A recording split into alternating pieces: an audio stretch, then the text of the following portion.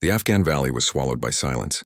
The kind of silence that weighed on men's chests like invisible stone. The dawn hadn't yet broken, but the pale light of the moon still stretched thinly across the jagged ridgelines.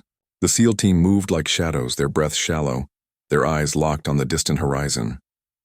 Somewhere out there, beyond the mist and the whispering wind, was death, and they knew it. The radio cracked once, barely audible, and then the voice of their lookout trembled through the static. Enemies at 2,000 meters. They're closing in. For a moment, nobody moved.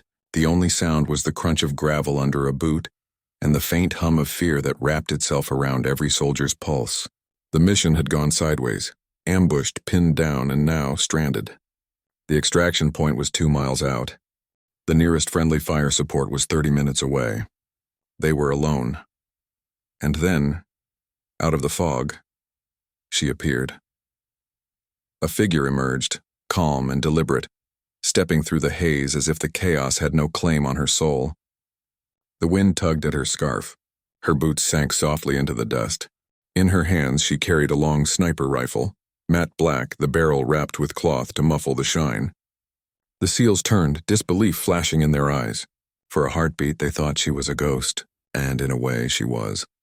Captain Elena Morrow had been gone for almost a year. Rumors said she'd been killed in Syria. Others whispered she'd left the service after losing her spotter in a failed rescue op. But here she was, alive, silent, and steady as the mountain she'd come from. Her face bore the weight of every scar unseen. Yet her eyes, those sharp steel-gray eyes, burned with the quiet fire of someone who had made peace with pain and returned from it stronger. Without a word, she dropped to one knee and unfolded the bipod of her rifle. Her gloved fingers worked with calm precision. The SEALs barely breathed as she adjusted the scope, the wind gauge, the elevation dial. They could hear the distant hum of engines, the faint echo of boots crunching gravel far across the valley floor. The enemy was moving in tight formation. 3 trucks, a dozen foot soldiers, heavy machine guns mounted. Too far for assault rifles, too fast for retreat. Elena looked through the scope, exhaled slowly and whispered to herself, 2,000 meters. The shot cracked through the valley like lightning. The lead truck swerved violently, smoke billowing from its hood. Before it even stopped, another shot tore through the air. One of the gunners fell backward, his weapon tumbling. Within 30 seconds, she had taken down 4 key targets. The SEALs moved on instinct now, repositioning, following her lead like a phantom commander. It wasn't just accuracy, it was poetry in motion. Every shot, every second, perfectly timed. But war is never fair. As the fog began to thin, the second wave of enemies emerged from the ridge, dozens of them. The SEALs were outnumbered 10 to 1. Bullets sliced through the air, dirt and rock exploding around them. Elena shifted positions, firing from cover, her body pressed low, her breaths measured. A shot grazed her arm, tearing fabric and flesh, but she didn't flinch. Pain was an old friend. She simply tightened her grip and kept firing. Inside her mind, the ghosts of her past whispered.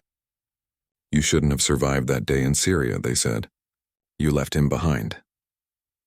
Her spotter, Staff Sergeant Drew Keller, had died in front of her, shielding her from an RPG blast. The guilt had nearly destroyed her. She'd spent months in silence, her sniper rifle locked away, her name scratched from active duty. But then a letter had arrived, handwritten by Drew's sister.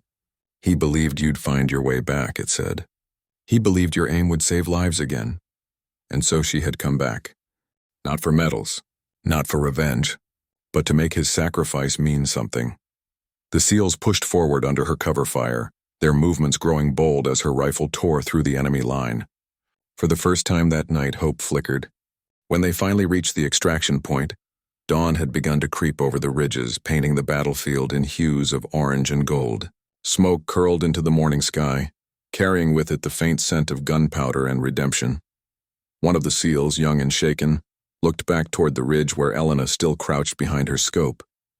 She didn't look like a soldier anymore. She looked like a guardian. When the last man boarded the chopper, she slung her rifle across her back and walked toward them. Slow, steady, blood staining her sleeve. The fog began to close behind her, swallowing the valley whole again. Back at the base, no one spoke for a long time. They just stared at her in quiet awe. The men who had once whispered doubts about a female sniper now sat in humbled silence. She had saved every one of them. Later, as she cleaned her rifle under the open sky, the commander approached her. "You could have stayed gone," he said softly. Why come back? She didn't look up. Her fingers kept working over the rifle's metal with tender care. "Because someone once took a bullet for me," she said. "And if I hide from the fight, that sacrifice means nothing." That night, when the stars stretched endless and cold above the desert, Elena stood alone by the perimeter fence. Her shoulder ached, her heart heavier than her weapon, but there was peace in her eyes. Somewhere in the distance, a coyote howled. She smiled faintly and whispered into the wind, "Rest easy. Drew, we made it count." If this story touched your heart, if it reminded you of the courage that lives quietly in those who fight unseen, please take a moment to honor them. Hit the like button, share this story, and help keep their legacy alive.